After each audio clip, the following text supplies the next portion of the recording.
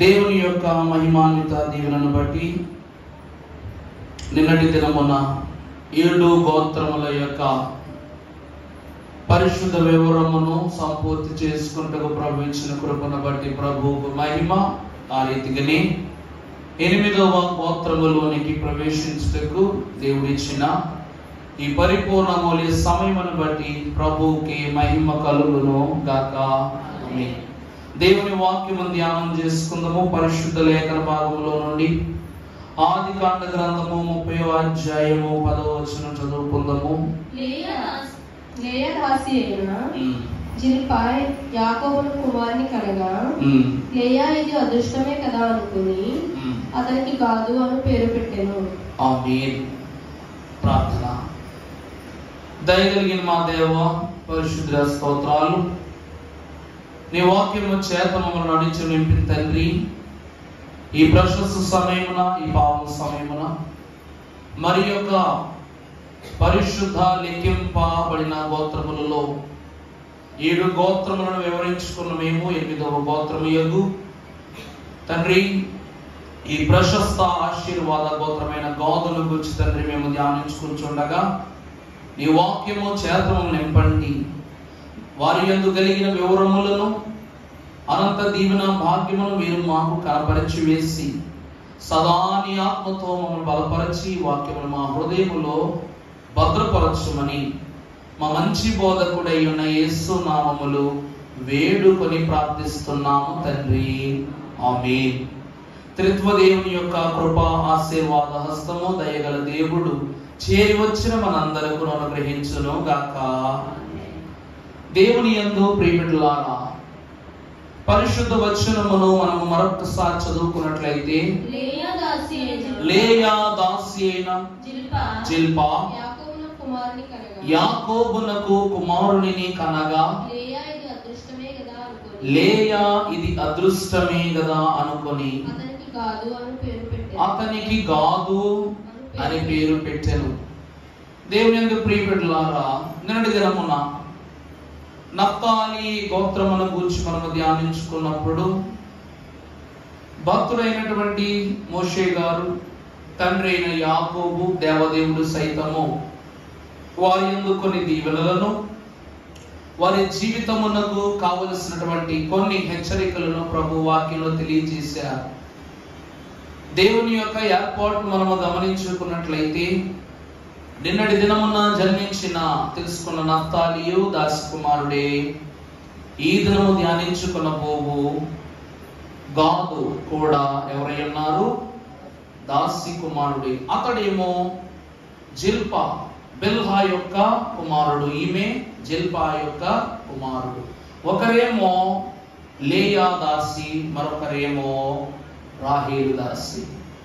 నిన్నటి దినమున రాహేలు నఫ్తాలి యొక్క జన్మను బట్టి ఆమె ఏమని పలికిందట? నా అక్కతో నేను పోరాడి గెలిచితిని అనేటువంటి మాటను నిన్నటి దినాన నఫ్తాలి జన్మను బట్టి జ్ఞాపకం చేస్తూ ఉంది. కానీ ఇక్కడ ఎప్పుడైతే 6 కుమారులను లేయా కని ఉన్నదో ఆమె యొక్క గర్భము యొక్క శక్తి ఏమైపోయింది? క్షీణించిపోయింది. 6 బిడ్డలను అంటే ఈరోజు మీరు ఒకసారి గమనించండి, కొంతమందికి స్టమక్ సిజేరియన్స్ చేసేటప్పుడు డాక్టర్స్ ఏమని చెప్తారంటే, పుట్టిన బిడ్డలందరికీ సిజేరియన్స్ పడుతుందనుకో, ఫస్ట్ ఇక్కడ పోస్తారు, కింద పోస్తారు, ఆపరేషన్ చేసి బిడ్డలు తీస్తారు, బాగానే ఉంటుంది. ఆ గుడ్లు, ఆ లోపల ఉన్నటువంటి గర్భసంచికి కలిగినటువంటి ఆ లేయర్ ఫామ్ అవడానికి మోస్ట్ ప్రాబబుల్ గా 2 సంవత్సరాల టైం పడుతుంది. కొంతమంది ఈ విషయం తెలియక ఏం చేస్తారు? అన్నిసార్లు సిజేరియన్ పడతా, డెలివరీ ఎంతమందిని చూడలేదు, ఎంతమంది బ్రతకట్లేదు అని అనుకుంటా. మొన్నటి దినాన పుట్టినరోజు ఫంక్షన్కి వెళ్ళా, ఆమె సొవ్వలా ఉంది మనిషి చూడటానికి. 4 బిడ్డలు తల్లట, 4వ బిడ్డ గర్భంలో ఉంటే ప్రార్థన చేయలే కదా. నేను అనుకున్నా, మొదటి కానుక అనుకున్నా, ఇది కూడా 3 బిడ్డలు అన్నారు, 3 ఆడపిల్లలే, నెక్స్ట్ మగోడు కోసం అనుకుంటా. అప్పుడు ఆమె అంటుంది, ఇప్పటి వరకు ఎన్ని డెలివరీ ఎలా అయినాయి అమ్మా? డెలివరీలు బాగా జరిగినాయి, అన్నీ ఫ్రీ డెలివరీలు అయ్యి కదా. అందుకు మీ ఆయన ధైర్యం చేశాడు, 4 ఖచ్చితంగా కుమారుడు పుట్టు, అందుకే నీ మీద బిడ్డ పుట్టాల్సిందే అన్నది, నీ మీద కాంక్ష పెట్టు, కక్ష కట్టేసి ఉంటాడు నా మగ బిడ్డ కావాలని అని చెప్పేసి ఆమె ప్రార్థన చేశా. ఇక్కడ దేవుడు, ఒక మానవుడు తన భార్యతో కాపురము చేయగా కలిగిన బిడ్డలను బట్టి కొన్ని ఒత్తిళ్ళు ఉంటాయి. కానీ ఇక్కడ యెహోవాయే స్వయముగా 6 సార్లు ఎవరి గర్భాన్ని తెచ్చాడు? లేయా గర్భాన్ని తెచ్చాడు. అంటే ఎంత బలమైనటువంటి హస్తము ఈరోజు లేయా మీద పనిచేసిందో మనం ఒకసారి గమనించాలి. ఆదినరుడైన ఆదాము అవ్వ యొక్క జన్మమును మనం చూస్తే, నేలమంటితో ఆదామును నిర్మించినప్పుడు ఆదాముకు చిన్న గీత కూడా పడలా. కానీ అవ్వమ్మను చేసేటప్పుడు మాత్రం ఆదాముకు ఈ ప్రక్క భాగమంతయు మాంసము తీయుట, అవ్వమ్మను ఎముకను విరుచుట, ఎముకలు తీసి అవ్వమ్మను చేయుట, ఆ గాయమైన ప్రదేశమును మరల మాంసముతో పూడ్చుట. ఈ క్రమము జరగటానికి దేవుడు అతనికి విశ్రాంతిని కలిగించాడు. దాన్ని మన భాషలో ఈరోజు మత్తు అంటాం, లేకపోతే ఎనస్థీషియా అంటాం.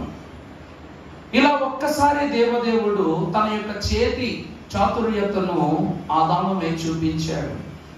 కానీ ఇక్కడ యాకోబు యొక్క సహకారము లేకుండా కానీ ఎన్ని మార్లు ఆమె గర్భఫలాన్ని ధరించుకున్నది అంటే 6 మార్లు ధరించుకున్నది. ఎవరి సహాయముతో?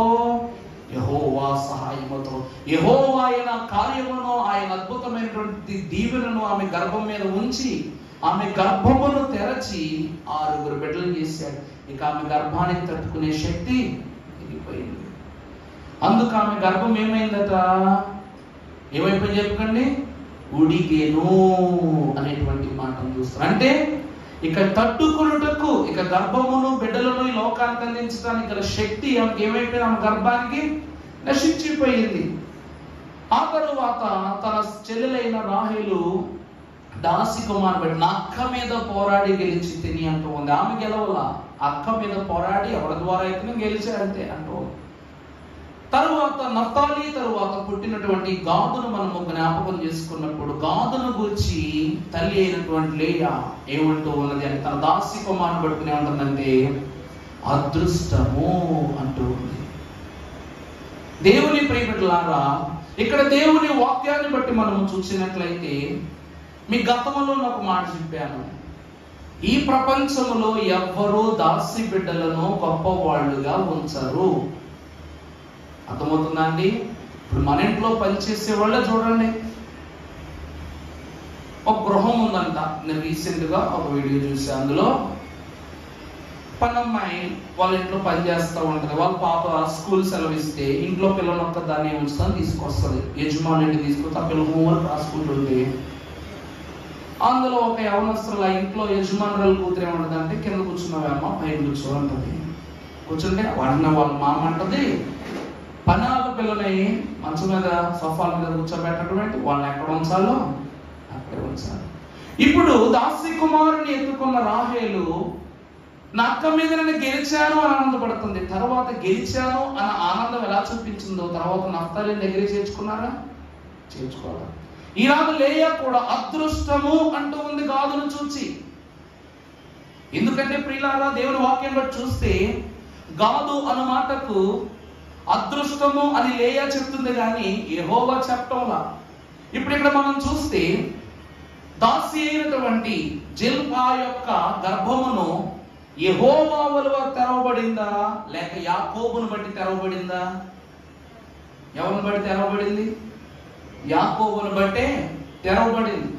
ఇందులో యెహోవా యొక్క ప్రమేయమో లేదు. అందువలన ఈమె అతనికి గాదు అని పేరు పెట్టి అనగా అదృష్టం అని ఆమె భావిస్తూ ఉంది. ఈరోజు అదృష్టం ఎప్పుడు అంటామండి? మన పిల్లల్ని ఎత్తుకొని అదృష్టం ఎప్పుడు అంటాం? వాడి ద్వారా మన విలువ పెరిగితేనో, ఆస్తి పెరిగితేనో, గౌరవం పెరిగితేనో, లేక మనం ఏవైతే జీవితంలో కోరుకుంటావో అన్నీ బిడ్డ పుట్టగానే ఈరోజు దేవుని వాక్యంలో మాట్లాడుతుంది, భార్య దొరికిన వాడికి మేలు దొరికిన. ఒక మహానుభావుడు ఎలా చదువుడంటే, భార్య దొరికినోడికి తేలు దొరికిందంట, మేలు కాదు. రేపు పొద్దున పెళ్ళైన తర్వాత పాదరామ గారి దగ్గర వాక్యం చెప్పాను అనుకో, నాకు తెలియదు, నన్ను కట్టేసింది. దేవుని ప్రియబిడ్డలారా, ఇక్కడ వాక్యాన్ని బట్టి చూస్తే అదృష్టము అంటూ ఉంది. అంటే ఈ బిడ్డ ద్వారా రాబోవు జనాలకు, లేకపోతే గతముల జన్మించినటువంటి తన 6 కుమారులకు మిగిలిన వారికి 11 బిడ్డలకును ఈ బిడ్డ ద్వారా ఏమొస్తూ ఉన్నది అంటే ఒక అదృష్టము రాబోతుంది. ఒక జన సమూహాన్ని ఆమె ప్రత్యేకంగా చూపిస్తూ ఉంది. దేవుని వాక్యాన్ని బట్టి మనం చూసినట్లయితే దేవదేవుడు ఆశపడినట్లుగా ఆమె ఏమనుకుంటూ ఉందంటే అతడు అదృష్టము అని ఆమె అనుకుంటుంది. కానీ నిజానికి గాదు అనగా సమూహము. నిజమైన మాట ఏంటండి? సమూహము. దేవుని వాక్యమును మనం ఒకసారి జ్ఞాపకం చేసుకున్నాం. పరిశుద్ధ గ్రంథంలో నుండి భక్తుడైన యాకోబు గాదుకిస్తున్న దీవెనను చూస్తే ఆది కాండము 49వ అధ్యాయము 19వ వచనం మనం చదువుకున్నప్పుడు భటుల గుంపు గాదును కొట్టును, అతని మడిమను కొట్టును. చాలమ్మా, అక్కడ రాయబడిన మాట ఏంటి? భటుల గుంపు గాదును కొట్టును, అతడు మడిమను కొట్టును. ఈ మడిమనే మాట మనం ఎక్కడ వింటాం? ఎవరు చెప్తున్నారు? ఆదాము అవ్వల కాలంలో విన్నాం మనం ఈ మాట. చాలా సంతోషం. సర్పమును గురించి వ్రాయబడిన మాటలో అతడు నీ యొక్క శిరస్సు మీద కొట్టును, నువ్వు అతని మడిమ మీద కొట్టునటువంటి మాట వింటూ ఉన్నాం. గాదుకు తండ్రి అయిన యాకోబు ఇస్తున్న దీవెన ఏమిటి అనగా మందలు, సైన్యములు, సమూహములు నిన్నేం చేస్తాయి? నేను చేస్తా చదవండి అన్నమాట. బంటుల గుంపు గాదును అనగా ఈ కుమారుడైనటువంటి గాదును ఎవరు కొడుతున్నారు? బంటుల గుంపు. ఇందా చెప్పాను కదా, సమూహము. దేవుడు ఏమనుకుంటున్నాడు? గాదు అనగా సమూహము. అంటే ఇతడు సమూహము కనుక బంటుల గుంపు ఏం చేస్తూ ఉంది? ఇతనిని కొడుతూ ఉన్నది. ఇతడు వారిని మడిమ మీద కొట్టును. అనగా మడిమ మీద కొట్టువాడు ఎవరు అనగా సాతాను. ఆ సాతానునే కొట్టువారు ఎవరంట? గాదీయులు. ఎవరండి?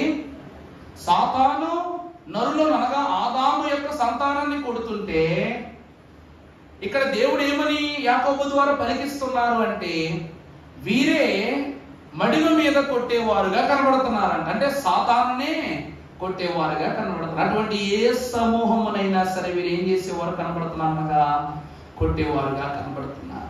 దేవుని వాక్యమునందు ప్రభునందు ప్రియులారా, ఈ లోకములో మీరు ఎప్పుడైనా ఇప్పటి వరకు చెప్పిన వాక్యాల్లో 2 దాసకుమారుల గురించి మనం చదువుకున్నా. నేను నఫ్తాలి ఈరోజు కాదు, రేపు మిగిలిన 2 గురించి కూడా చదువుకుంటాం. అషేరు గురించి, దాను గురించి. వారి యొక్క జీవితాలు చూస్తే, వారి యొక్క దీవెనలు చూస్తే కూడా మనకు చాలా ప్రత్యేకంగా ఉంటాయి. ఒకసారి మీరు గమనించినట్లయితే నిన్నటి నఫ్తాలి అనేటువంటి వాని దీవెనలో దేవుని వాక్యం రాయబడింది, నువ్వు విడవబడినటువంటి లేడి. కానీ ఈ రోజు గాదు విషయానికి వచ్చేసరికి అతన్ని ఏమంటున్నారు? బంటుల గుంపు.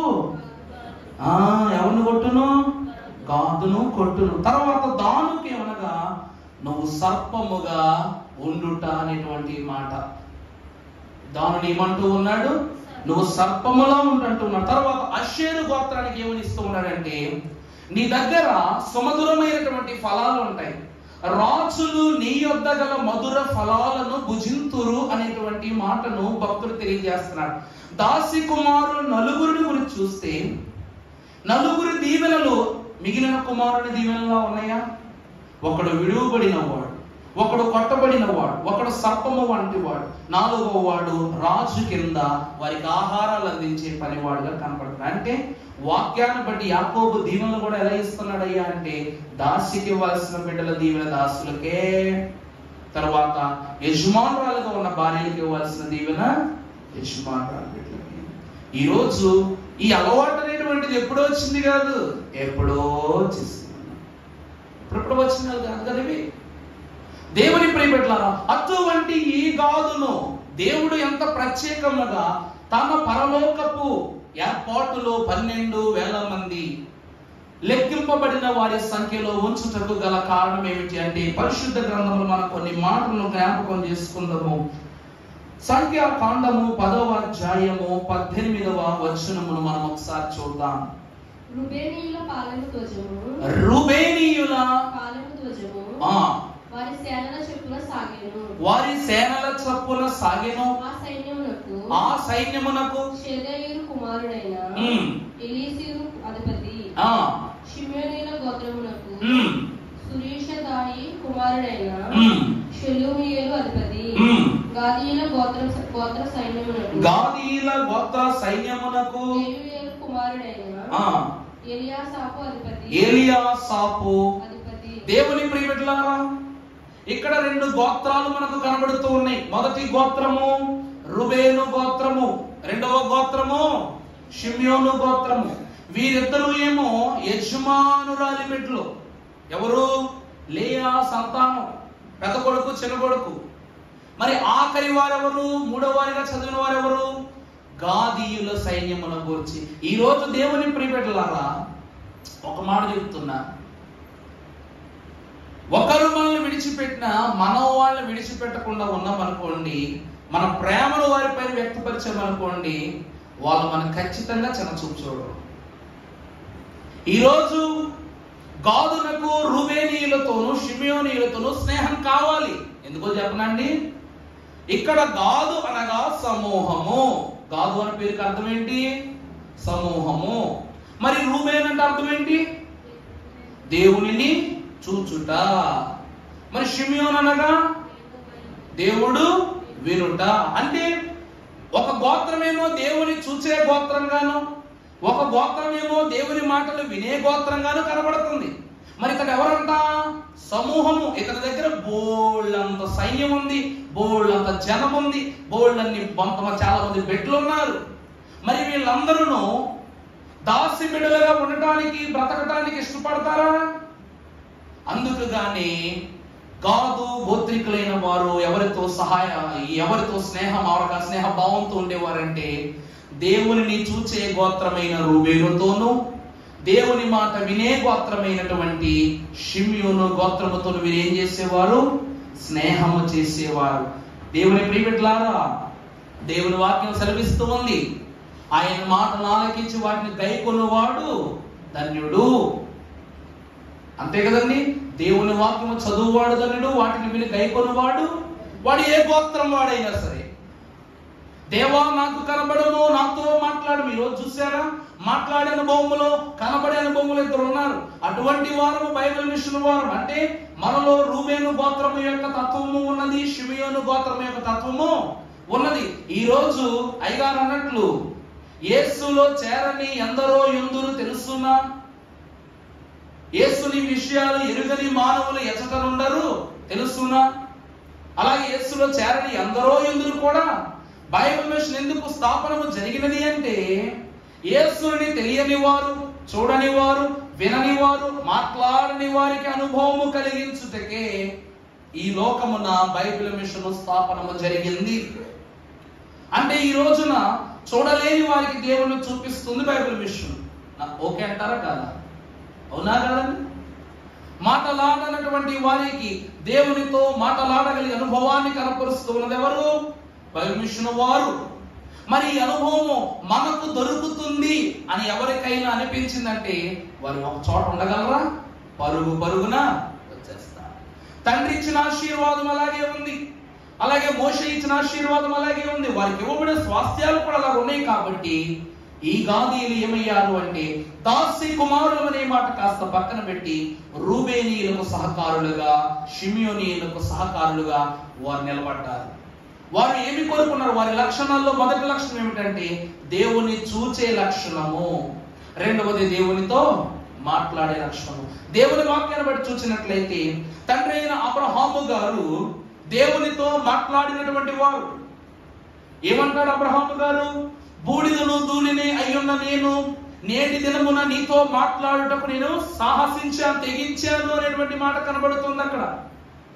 అబ్రహాము గారి కుమారుడైన ఇస్సాకునకు కలగని భాగ్యము, వారి కుమారుడైన యాకోబునకు కలగని భాగ్యము, వారి వంశాంకులములలో ఒకడైనటువంటి దాసి కుమారుడైన షిమ్యోని ఏబోతూ ఉన్నారు.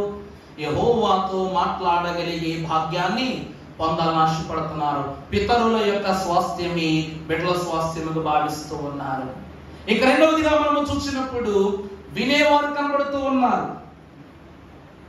నా ఆజ్ఞలను విని వాటిని గొయ్కొనుచు దివారాత్రములు దాన్ని ధ్యానించి అనునిత్యము నా వాక్కులకు నిబంధన బద్ధులై ఉండి వారి ఎడల యెహోవా కృప నిరంతరము నిలుచును.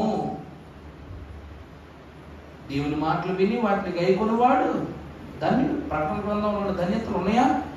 దేవుని మాటలు వినువాడు ధన్యుడు, వాటిని విని గైకొనువాడు. దేవుని వాక్యంలో చూస్తే యాకోబు మహాభక్తుడు ఆయన చదువుకున్న మాటలో మనం చూస్తే పోరాటము ఏమిటండి? నఫ్తాలి అంటే ఏమిటంట? పోరాడి గెలిచి తినంటూ ఉంది.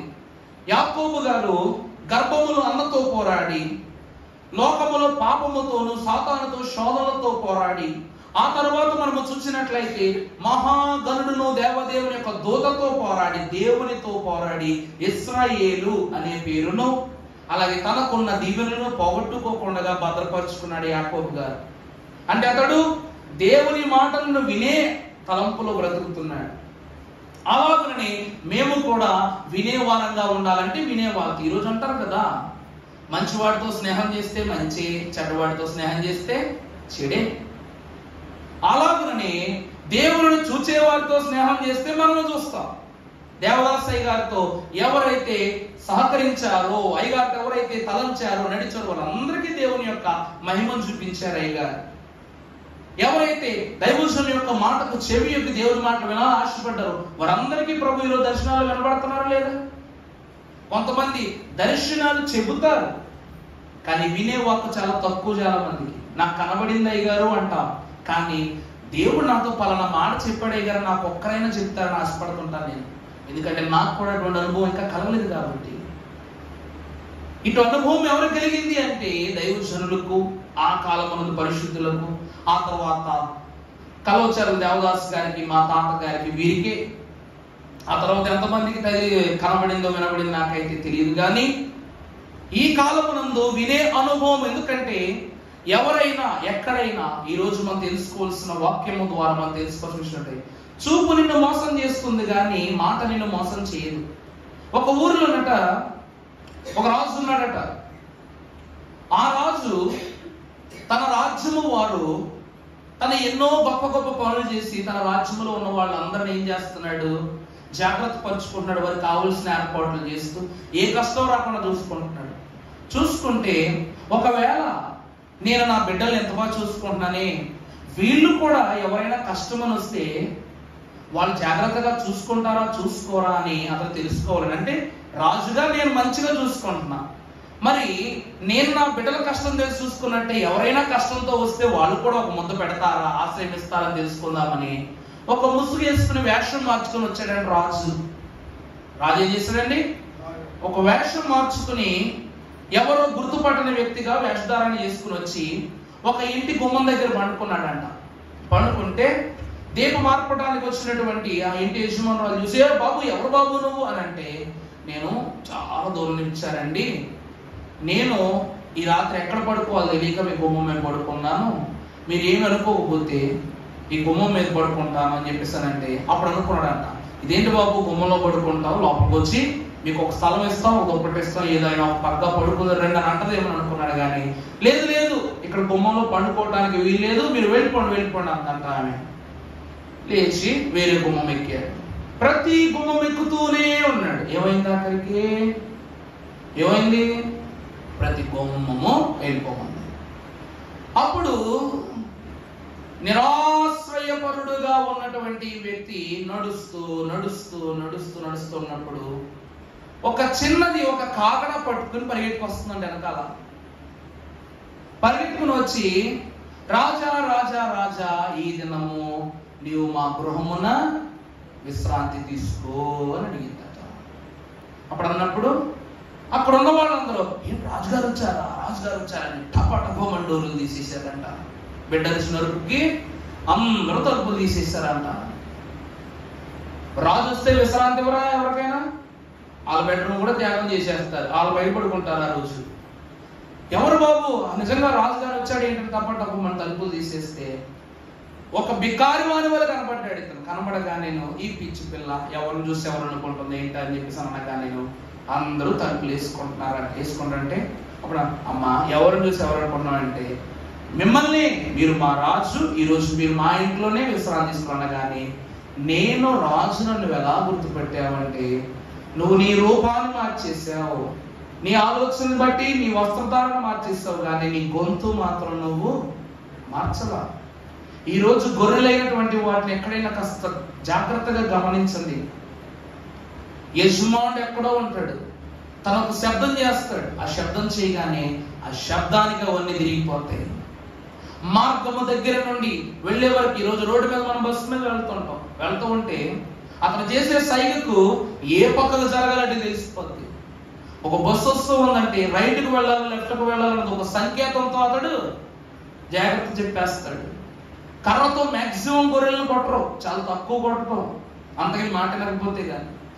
అంటే అతడి శబ్దానికి ఎలాగైతే అవి స్పందిస్తూ ఉన్నావో చూపు ద్వారా లోకాన్ని దైవవాక్యం ఏమంటూ ఉందంటే రేపటి రాబో దినమున దొంగల వలె ముసుగులు వేసుకుని అబద్ధ బోధలు చెప్పుతూ అబద్ధ ప్రవక్తలు ఈ లోకానికి వస్తారు, మోసగిస్తారు, అద్భుతాలు చేస్తారు, నీ కళ్ళను మోసగిస్తారని ప్రభు అన్నారు.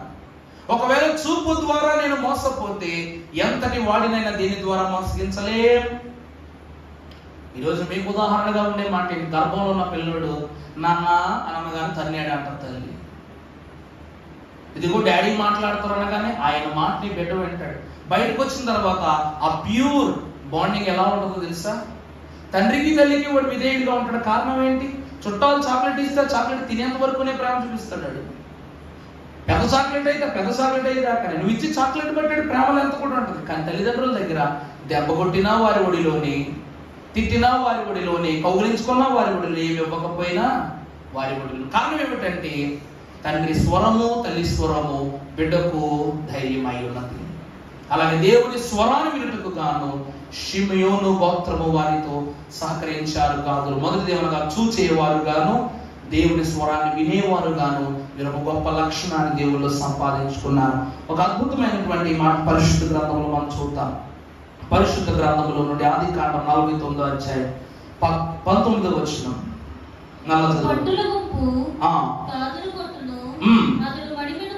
అతడు మడిమను దేవుని ప్రియబిడ్డలారా ఇక్కడ చూసినట్లయితే మనకు గాదు అనగా సమూహం అని తెలియజెప్పాం. అలాగునని ఇక్కడ బంటుల గుంపు గాదును, అక్కడ కూడా మనకు గుంపు కనబడుతుంది. ఇక్కడ రెండు గుంపులు గొడవ పడుతూ ఉన్నాయంట. దాన్ని ఏమంటాం? యుద్ధము అంటాం. ఇద్దరు కొట్టుకుంటే కొట్లాట అవుతుంది. మరి రెండు సమూహాలు కొట్టుకుంటూ దాన్ని ఏమనాలి? యుద్ధము అనాలి. దేవుని ప్రియబిడ్డలారా ఈ గాదీయులు ఎవరు అనగా యుద్ధ ప్రీతి కలవారు. గాదీయులు ఎవరండి? యుద్ధ ప్రీతి గలవారు. ఇదేంటి అయ్యగారు ప్రతి ఒక్కరిని యుద్ధంలో పెడుతున్నారేంటి అని మీకు అనిపించవచ్చు. నిజం చెప్పాలంటే అన్ని గోత్రాలలో యుద్ధం చేశారు. యుద్ధం చేయకపోతే వారికి దేవుడు స్వాస్థ్యాన్ని ఇవ్వలేదు. ఈరోజు ఎవరి పొలం వాళ్ళు దుమ్మితే వాళ్ళకే పంట, దున్నకుండా ఖాళీగా పెట్టుకుంటే ఏమవుతుంది? తిండి రాదు, ఏమి రాదు. అలాగే భక్తుడైనటువంటి దేవదేవుడు కూడా ఆ కాలం మీరు చూసినట్లయితే రూబేనీయులు ఏమని అడుగుతారు? మాకు ఇస్సాకారు వారు రూబేనీయులే వారు ఏమని అడుగుతారు అంటే మాకు పలానా ప్రదేశాన్ని ఇవ్వండి, పలానా చోటు మాకు ఇవ్వండి. అంటే యోర్దాను నది ఒడ్డు అవతల మేము ఉండాలి, తూర్పు దిక్కుగా మేము ఉండాలి. ఎందుకంటే మాకు బోళ్ళని పశువులు ఉన్నాయి, బోళ్ళని మరి పాడులు ఉన్నాయి, బోళ్ళని మంది బిడ్డలు ఉన్నారు, ఇవన్నీ. అంటే అప్పుడు మోషే అంటాడు మీరు ఎలా మాట్లాడగలుగుతున్నారు?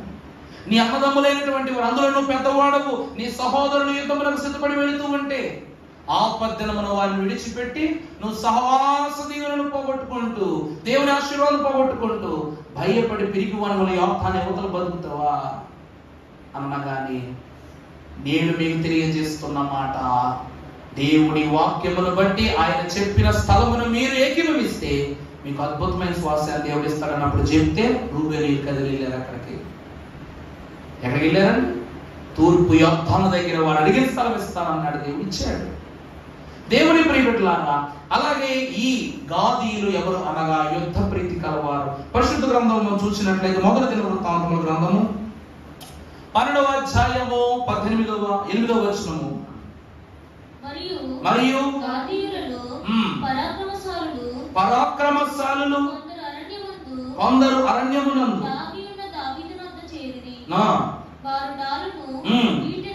ఈటెను వారు డాలును ఈటను వాడుక చేయగల యుద్ధ ప్రవీణులు, సింహ ముఖము వంటి ముఖము గలవారు, చాలా దేవునికి మహిమ కలుగును గాక. గాదీయులు ఎవరు అనగా ఈటెతోను డాలుతోను యుద్ధము చేయు యుద్ధ ప్రవీణులు. పరిశుద్ధ గ్రంథం మనం చూస్తే యెహోషువ గ్రంథము 8వ అధ్యాయము 18వ వచనం మనం ఒకసారి చదువుకున్నట్లయితే దేవుడు తెలియజేస్తున్నారు ఒక మాటను. యెహోషువ 8:18. అప్పుడు యెహోవా నీవు చేత పట్టుకొనిన ఈటెను హైవైపుగా చాపము, పట్టణమును నీ చేతికి. చాలండి దేవుని ప్రియబిడ్డలారా, ఇక్కడ దేవుని వాక్యములో మీకు ఇస్సాకారు గోత్రమును గురించి మీకు తెలియజేస్తున్న వాక్యములో ఒక అద్భుతమైనటువంటి మాటను చెప్పా. ఆ మాట ఏమిటి అంటే, ఇస్సాకారు వారు దేవుని తలాంతులను బట్టి యుద్ధ సహకారులై ఉన్నారు. యుద్ధాలలో ఆయుధాలు తయారు చేయటంలో వారు సామర్థ్యము గలవారని చూస్తూ ఉన్నారు. కానీ ఈ గాదు గోత్రము వారు మాత్రము ఈటలను డాలును ఉపయోగించటములో వీరెవరు యుద్ధ ప్రావీణ్యులై ఉన్నారు.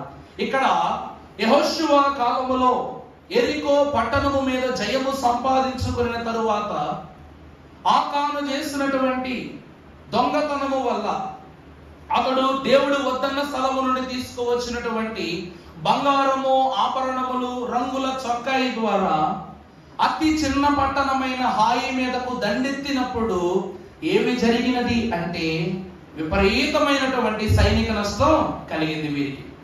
కలిగినప్పుడు దేవుని ఎదుట మొరబెట్టుకున్న యెహోషువ, ప్రభువా ఏమిటి వైపరీత్యం, ఏమిటి నువ్వు చెప్పగా వెళ్ళిన మాకేమిటి ఈ యొక్క అపజయమును అడగగానే ఇప్పుడు ప్రభు అంటారు, మీరు చేసిన క్రియ ద్వారా, మీలో ఒకరు చేసిన చెడు నడత ద్వారా ఇట్టి పరిస్థితి కలిగింది కనుక అతన్ని కనిపెట్టి అతనికి తీర్పు తీర్చని దేవుడు చెప్పగా యెహోషువ గోత్రంలో వరుస నిలబెట్టి ఆకానును బట్టి అతనికి తీర్పు తీరుస్తాడు.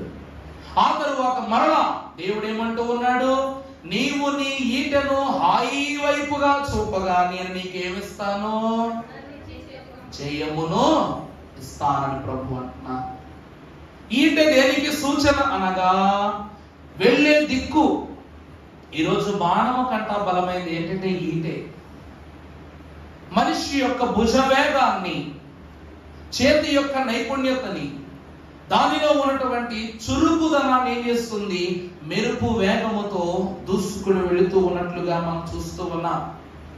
ఈ ఈట ఏమిటి అనగా, ఒక్కసారి వెలుదగ్గిన మేము ఇక మీపై జయమును పొందుటకు మేము మీదకు వస్తూ ఉన్నామని చెప్పటానికి గాను ఆ ఈటను వారి వైపు చూపి ఇదిగో హాయిని మీకు అప్పగిస్తూ ఉన్న ప్రభు చెప్తూ ఉన్నారు. దేవుని ప్రియబిడ్డలారా, అలాంటి జయమును ఇచ్చే ఈటను ఉపయోగించడంలో వీరెవరు ప్రావీణ్యత గలవారు.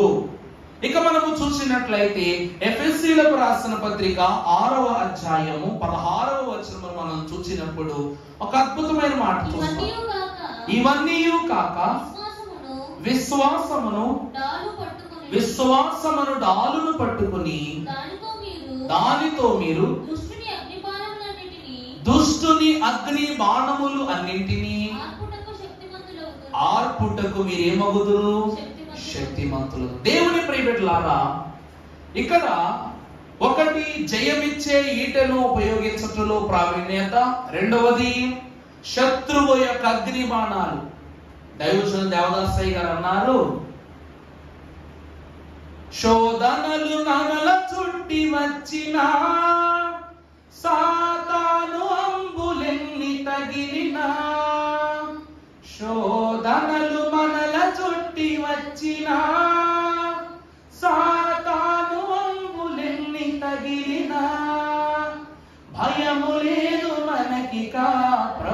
చెంతనుందుము, భయము లేదు మనకిక ప్రభువు చెంతనుందుము, యేసు తోడివిగాను వెడలను, యేసు తోడివిగాను వెడలను.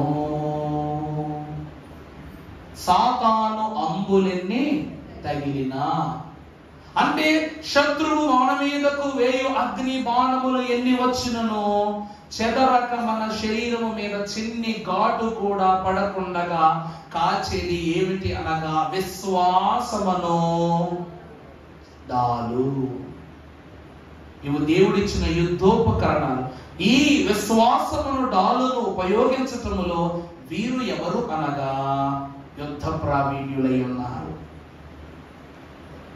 దేవుని ప్రియబిడ్డలారా, పరిశుద్ధ గ్రంథములో ఒక్కొక్కరికి విలువైనటువంటి దీవెన ఉంది. అలాగే వీరికి కూడా ఆయుధ సామాగ్రిలలో ఈటెను డాలును ఉపయోగించుటలో వీరేమై ఉన్నారు, ప్రావీణ్యులైన.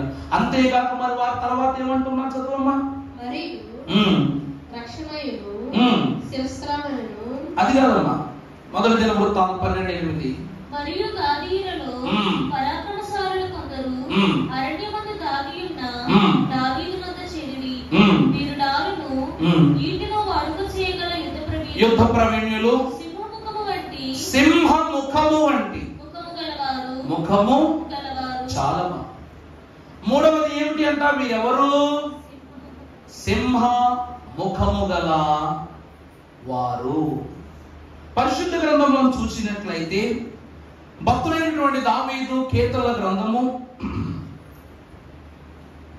ప్రారంభ అధ్యాయము ప్రారంభ వచనం మనం చదువుకుంటే, నడువక నిలువక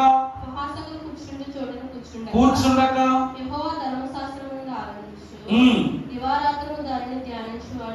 చాలండి.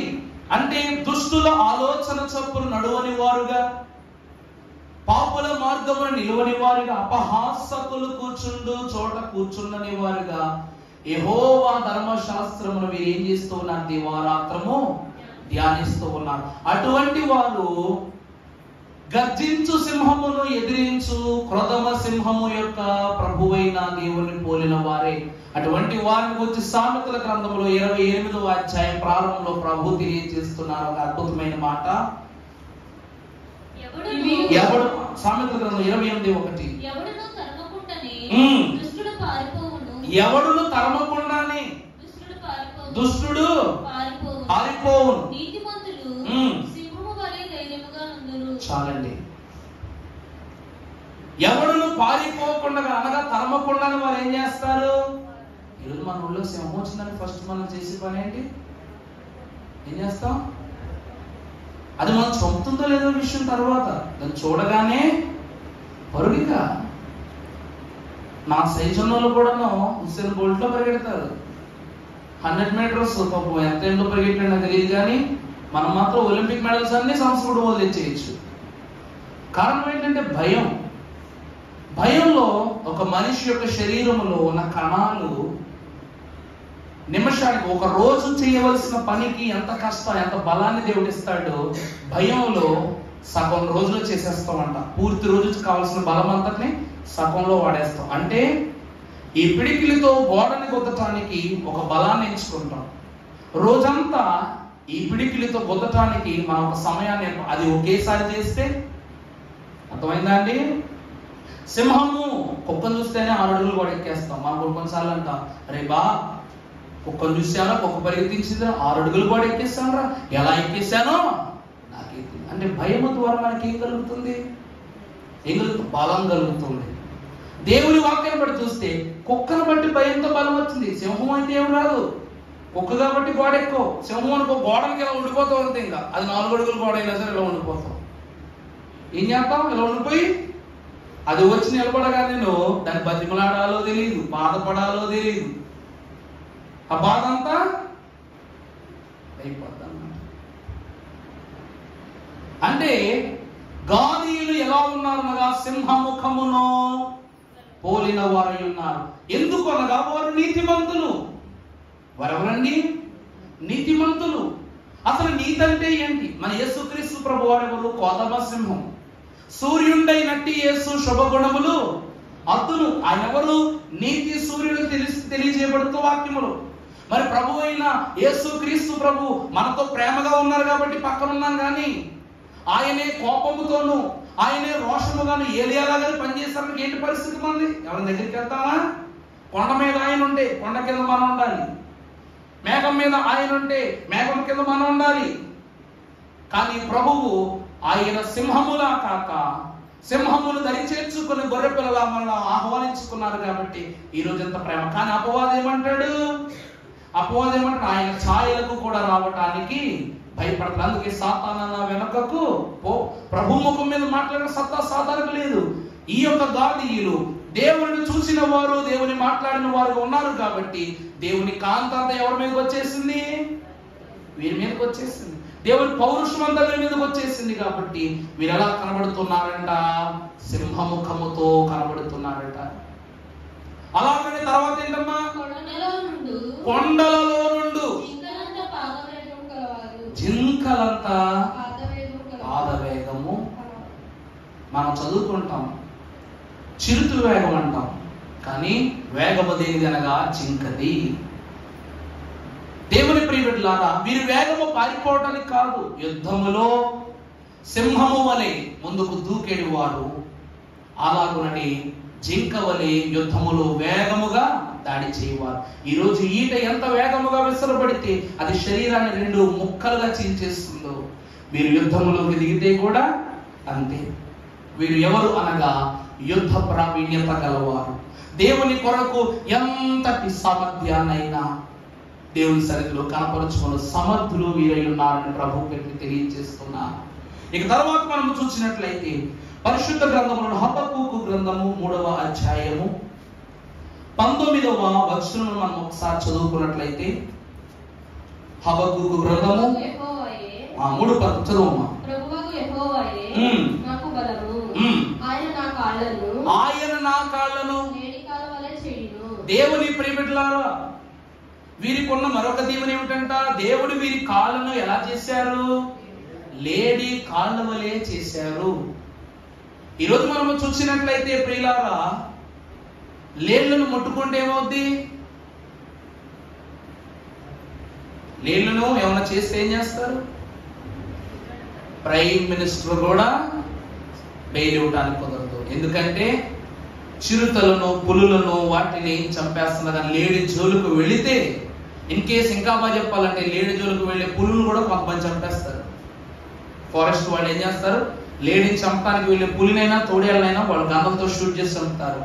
లేడీకి ఉన్నటువంటిది గొప్పతనం ఏమిటంటే భద్రత.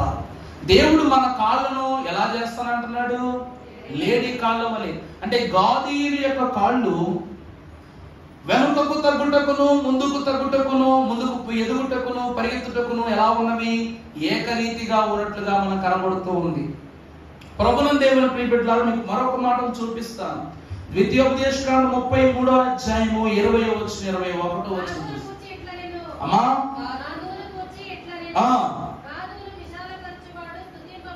గాదును విశాలపరచువాడు. చాలండి. దేవుని యందు ప్రియబిడ్డలారా, జింకలైనటువంటి ఎక్కడైనా అడవిలో చూడండి, ఈరోజు జింకల కోసం ఒక ప్రత్యేకమైనటువంటి స్థలాన్ని పెట్టి పెన్షన్ వేసేస్తారు. అంటే ఈ స్థలంలోనికి వేరే జంతువులకి ఏం లేదు, అనుమతి లేదు. అందులో పండే పచ్చికైనా ఆహారమైనా ఏదైనా వాటికే సొంతమైనటువంటి పరిస్థితులు వచ్చేసినాయి. ఈరోజు దేవుని వాక్యాన్ని బట్టి చూస్తే ప్రతి వారికి స్వాస్థ్యమును ఇచ్చినటువంటి దేవదేవుడు గాదు యొద్దకు వచ్చేసరికి గాదు ఏమగునన్నారు? విశాలపరచబడును. అంటే వీరికి అక్కడి నుంచి ఇక్కడికి, ఇక్కడి నుంచి అక్కడికి కాదు. వీరికి ఎంత స్థలం కావాలంట? విశాలమైనంత స్థలం కావాలంట. దేవుని యందు ప్రియబిడ్డలారా, ఎందుకంటే వీరి జన్మలో తన తల్లి అయినటువంటి జిల్పా కన్నా ముందు లేయా ఏమంటూ ఉందంటే అదృష్టము, అంటే ఒక సమూహాన్ని ఆమె చూచింది. దేవదేవుడైన యెహోవా ఆమె ఏమంటూ ఉన్నాడు? సమూహము అనేటువంటి మాట గాదుకు అర్థమని చెప్పారు. ఈ రోజు ఇచ్చే దీవెనలో కూడా మోషే వీరికి ఎటువంటి స్థలం ఇస్తూ ఉన్నారు? ఈ సమూహానికి విశాలమైన స్థలాన్ని ఇస్తూ ఉన్నారు. ఈ రోజు విశాలత అనగా ఏమిటి యెహోషువ గ్రంథంలో మీరు ఒకసారి గమనిస్తున్నట్లయితే 22వ అధ్యాయము 2వ వచనం నుండి ఒకసారి చదవండమ్మా. యెహోవా మీకు ఆజ్ఞాపించినదంతయు మీరు చేసి ఉన్నారు. మరియు నేను మీకు ఆజ్ఞాపించిన వాటన్నిటి విషయంలో నా మాట విని ఉన్నారు. దేవుని ప్రియబిడ్డలారా, విశాలపరచబడినటువంటి స్థలాన్ని దేవుడు వీరికి ఇవ్వడానికి గల కారణం ఏమిటంటే, దేవుడైన యెహోవాకు చూచేవారు గాను వినేవారు గాను ఏమని చెప్పారన్నారు? దేవుని మాటలు వీరు ఏమై ఉన్నారు? వినిన వారుగా ఉన్నారు. అందుకు మోషే ఏమంటున్నాడు? మళ్ళా చదవమ్మ మాట. యెహోవా సేవకుడైన మోషే మీరు చేసి ఉన్నారు.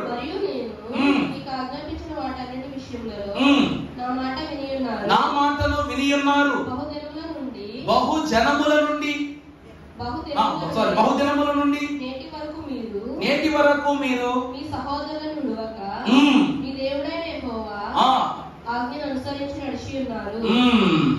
చాలా దేవుని ప్రియబిడ్డలారా, వీరు చేసినటువంటి అద్భుతమైన వీరి లక్షణములో మరొకటి ఏమిటి అంటే, బహుదినములు వీరు యెహోవా మాట విని యెహోవా మాటలను చేస్తూ యెహోవా పనులను చేస్తూ వారి సహోదరులను విడువక వీరు నడిచారు కనుక వీరికి విశాలమైన స్థలాన్ని ఇచ్చారు. ఆ స్థలం పేరేంటండి? గిల్గాలు. దేవుని ప్రియబిడ్డలారా, ఎంత అద్భుతమైనటువంటి తలంపు అంటే, ఈ రోజును దేవుడు చెప్పింది చేస్తే మనం ఏదడిగినా దేవుడు ఇస్తాడు. దేవుడి వాక్యంలో మన దైవజనులు కూడా రాశారు, ఆయన మాటలు గైకొన్న వారికి ఆయన బాకీ పడరు అనేటువంటి మాట మనం చూస్తూ ఉన్నాం. అందుకు గాను దేవదేవుడు యెహోవా యొక్క మాటలను విని యెహోవా పనులను చేసి తన సహోదరులకు వీరు సహకారులై ఉన్నందుకు గాను దేవదేవుడు వీరికి ఏ పట్టణాన్ని అనగా వీరు ఏ పట్టణాన్ని కోరుకున్నారంటే గిలాదు పర్వతాన్ని అనగా పట్టణాన్ని కోరుకున్నారు. ఆ స్థలము, ఆ పర్వతము ఏమైనదంటే గరుకైన పర్వతంగా కనబడుతూ ఉంది. ఆ పర్వతం ఎలా ఉందండి? కానీ అక్కడ ఏమి ఉంటుంది అంటే సారవంతమైన భూమి. అంటే వీరికి కూడా బోల్డెన్ పశువులు ఉన్నాయి. వీరు బ్రతకటానికి, వీరు జీవించడానికి ఒక స్థలం కావాలి కనుక, అనుప్రాముఖ్యములోను వీరి బిడ్డలకు స్వాస్థ్యం ఒక స్థలం కావాలి కనుక వీరు ఏం కోరుకున్నారంట? మహాసారవంతమైన భూమి. యెహోవా ఇచ్చినటువంటి స్థలాలలో ఈ యొక్క గిలాదు అనేటువంటి స్థలము చాలా సారవంతమైన భూమిగా మనకు దేవుని వాక్యంలో కనబడుతూ ఉంది. మరటి స్థలాన్ని వీరు కోరుకున్నారు. దేవుడు వారికి వెనుదిరకుండా ఏం చేశాడు? ఇచ్చాడు. కానీ కొన్ని ప్రదేశాలను మనం చూస్తే దీనిని ఆనుకుని చాలా అద్భుతమైన ప్రదేశాలు కూడా ఉన్నాయి. ఈరోజు మనం ఢిల్లీలో ఉన్నామనుకోండి, మనకి ఎన్ని అడ్వాంటేజెస్ ఉంటాయి. హైదరాబాద్ లో ఉన్నామనుకోండి, ఇప్పుడు మనం అక్కడ వరకు ఎందుకు, ఈరోజు మన ఆంధ్రప్రదేశ్లో ఉన్నాం. అమరావతిలో ఉంటే రాజధాని కాబట్టి మనము ఆ 5 సెంట్లు భూమి కొనుక్కుంటే దాని విలువ ఎంత? కోట్ల రూపాయలు. నీకు అక్కడే ఉంది, ఎప్పటి నుంచో ఒక 5 సెంట్లు భూమి ఉంది, లేక 1 ఎకరం భూమి ఉంది అనుకోండి, 1 ఎకరం పొలం ఉంది. నువ్వు కొనుక్కున్నప్పుడు 1000 రూపాయలతో కొనుక్కున్నావు. ఈరోజు అదే ఎకరం భూమిని 30 కోట్లు 40 కోట్లు ఇచ్చి కొనుక్కుంటారు. కొనుక్కోరా? కారణం ఏమిటంటే అది రాజధాని. అలాగే ఈ సారవంతమైనటువంటి గిలాదు అనే పర్వతము యొక్క వీరు కోరుకున్నటను బట్టి వీరి ద్వారా తన ఇతర సహోదరులకు కూడా ఎంతో స్వాస్థ్యాన్ని దేవుడు ఏర్పాటు చేశాడు. దేవుని ప్రియబిడ్డలారా, 2 మాటల్లో చెప్పాలంటే గాదు వారు ఏమై ఉన్నారు అనగా దేవుని మాట వినేవారై ఉన్నారు, దేవుని చూసేవారై ఉన్నారు.